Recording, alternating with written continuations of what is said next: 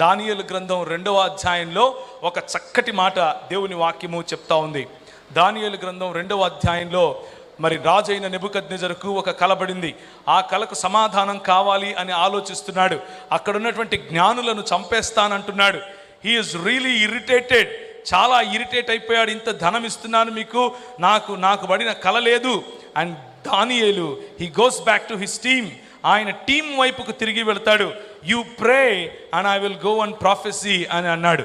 మీరు ప్రార్థించండి, నేను వెళ్ళి ఎదుర్కొంటాను. 31వ వచనం 2వ అధ్యాయం. రాజా తాము చూచుచుండగా బ్రహ్మాండమగు ఒక ప్రతిమ కనబడెను గదా. ఆ గొప్ప ప్రతిమ మహాప్రకాశమును భయంకరమునైన రూపమును గలదై తమరి ఎదుట నిలిచెను.